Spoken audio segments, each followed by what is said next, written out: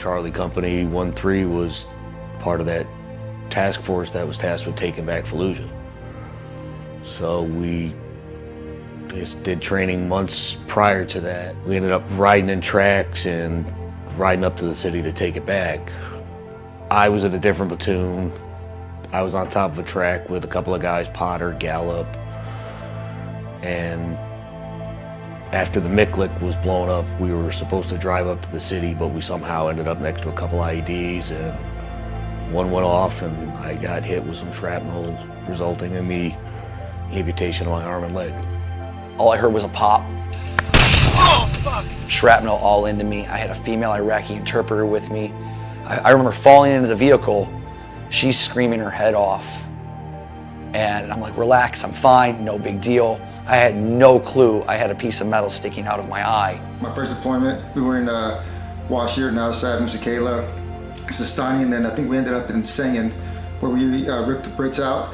That deployment was pretty kinetic. We had a lot of firefights and stuff like that. And then we came back for about 9 months or so and redeployed again in 11. And then that one was a little bit slower in the wintertime, so there wasn't much activity going on. So we were doing a lot of foot patrols and happened to get blown up twice. One just before November, November, just before Thanksgiving, and then on Christmas Day I got blown up again.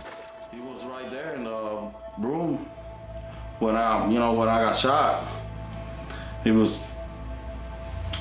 shooting the enemy, grabbing grenades, throwing them at him. I was just laying on the floor, shot twice, morphing up, and just this guy is just blasting the enemy, and I don't know, man, it's being Rambo. It's a very weird sound to hear all the gunfire and things going auditorially. Inside, I'm hearing these bones breaking, and it's mine. My femur broke and my collarbone broke, and started feeling everything just going. It's over. In November, I was flown back to Hawaii to recover, and I was still going to work. You still have to show up for these formations, and even though you're not doing too much, but medical appointments and rehabilitation. But that particular morning, I was looking at the TV and it said there was a helicopter crash and 30 Marines presumed dead. It's 32. My pack was on that helicopter, and it was our platoon. And that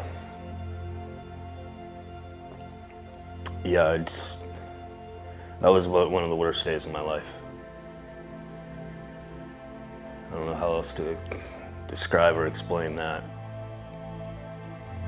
So we entered this house and going up the stairs, as soon as they turned the corner, an RPK machine gun just ripped open, killed Pickering instantly, hit Gonzo pretty good, and Gonzo went flying from the stairs, took more with him.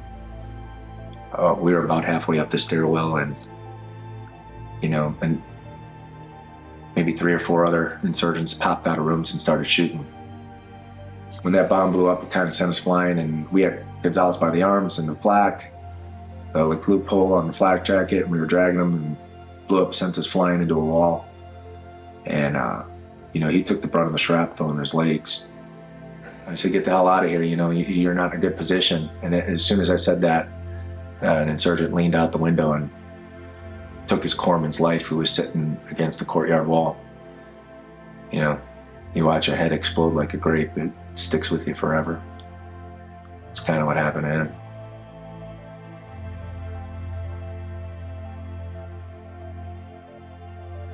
As Chris Kane came a man possessed. These guys, between AK-47 fire, and I don't know how many rounds they had, but they were just ripping them. They were ripping them faster than we were because we were limited on ammo. And Chris Kane just started, ripping his saw at the cyclic rate. But another grenade would come down.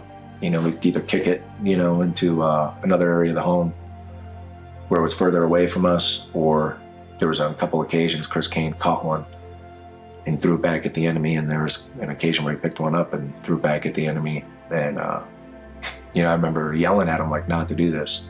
Like I was like, dude, you're gonna lose an effing arm. There was like no light in his eyes. It was just, he was just, like I said, a man possessed, doing some heroic things. And, you know, without him, I don't think we suppressed the enemy enough to even last the next 10, 15 minutes that we did.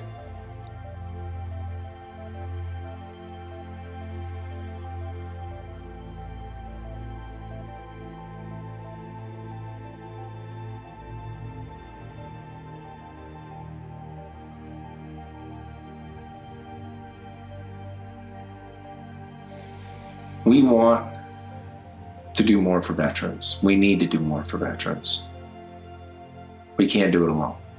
We couldn't do it alone when we served, and we sure as heck can't do it alone now. And if you hear this message and you don't get goosebumps, understanding that someone gave everything at such a young age so you could have what you have here today, which is peace, a neighborhood you wake up in without bombs blowing up every day, a neighborhood or city that doesn't have insurgency publicly displaying horrific acts to their people to gain control. We have it really good here.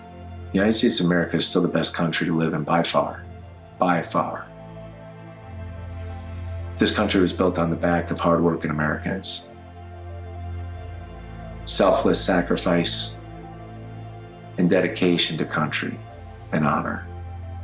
And for any person who ever disgraces that, shame on you.